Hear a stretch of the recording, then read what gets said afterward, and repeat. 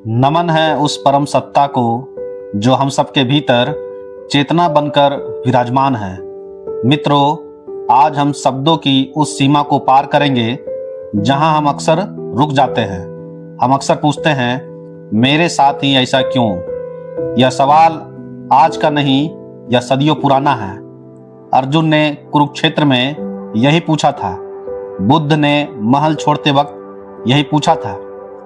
आज हम धर्म के चश्मे से देखेंगे कि कैसे हमारे छोटे से छोटे विचार भी ब्रह्मांड के विशाल पटल पर अपनी छाप छोड़ते हैं। यह कर्म का वह महाविज्ञान है जिसे समझना जीवन की आधी जंग जीत लेना जैसा है। श्रीमद् भगवद गीता के चौथे अध्याय में भगवान कृष्ण ने कर्म की वह सूक्ष्म परिभाषा दी है जो कहीं और नहीं मिलती है। उन्होंने 3 शब्द कहे, कर्म, अकर्म और विकर्म। जो शास्त्र सम्मत है, जो समाज की भलाई के लिए किए जाते हैं, उसे कर्म कहते हैं। जो निषिद्ध है, जो ईर्ष्या, लोभ और अहंकार वश किए जाते हैं, यही पाप की श्रेणी में आता है, जिसे विकर्म कहते हैं। अकर्म जो सबसे ऊंचे स्तर पर है, यहाँ इंसान काम तो करता है लेकिन उसका मन फल से नहीं जुड़ा होता है। वह केवल एक माध्यम बन जाता है, जैसे एक सैनिक युद्ध करता है लेकिन व्यक्तिगत नफरत से नहीं बल्कि कर्तव्य से। कर्म की 4 गतियां होती हैं, संचित, प्रारब्ध, क्रियमान और आगमी। यहाँ हम विस्तार से समझेंगे कर्म की 4 गतियां कौन कौन सी हैं। पहला है संचित कर्म। इसे एक गोदाम मानिए। पिछले हजारों जन्मों के अच्छे बुरे कर्मों का यह ढेर है। प्रारब्ध, इस गोदाम में जो कर्म इस जन्म में फल देने के लिए निकाल लिए गए हैं, वह प्रारब्ध है। इसे लोग किस्मत कहते हैं। यह बदला नहीं जा सकता, इसे केवल भोगा जा सकता है। तीसरा है क्रियमान। जो आप आज इसी वक्त कर रहे हैं, यह आपके हाथ में है, इसे क्रियामान कहते हैं। चौथा है आगमी। आपके आज के निर्णयों से जो भविष्य का गोदाम संचित बनेगा, वह आगमी है। उदाहरण, प्रारब्ध वह तीर है जो कमान से छूट चुका है। इसे आप रोक नहीं सकते, लेकिन अगला तीर किधर चलाना है, यह आपका वर्तमान पुरुषार्थ है। धार्मिक ग्रंथों में यमलोक का वर्णन बहुत डरावना लगता है, लेकिन इसका आध्यात्मिक अर्थ बहुत गहरा है। चित्रगुप्त का अर्थ है चित्र और गुप्त, यानी हमारे अवचेतन मन में हमारी हर याद और हर एहसास की तस्वीरें गुप्त रूप से संचित है।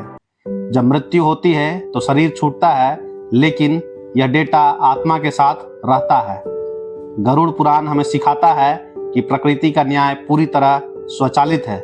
यहाँ कोई घूस नहीं चलती।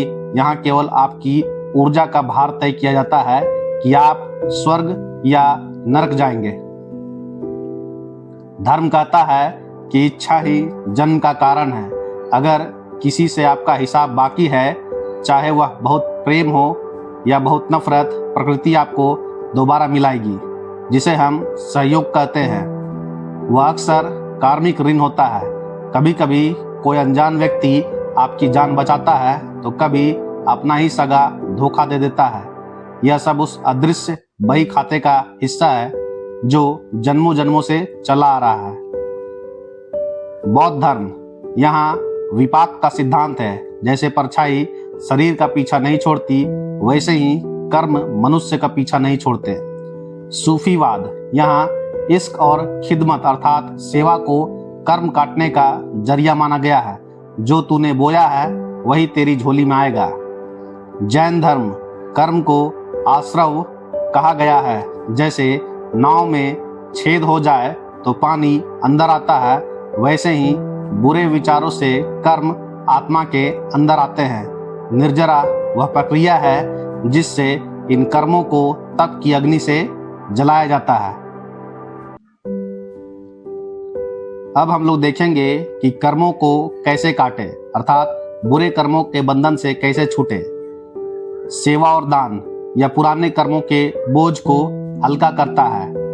नाम सिमरन या मंत्र जाप ध्वनि की तरंगे आत्मा की अशुद्धियों को काटती है। क्षमा अर्थात फॉरगिवनेस, जब आप किसी को माफ करते हैं तो आप उस व्यक्ति के साथ साथ अपना कार्मिक धागा तोड़ देते हैं, आप मुक्त हो जाते हैं। साक्षी भाव, चीजों को होते हुए देखना, उनमें लिप्त ना होना।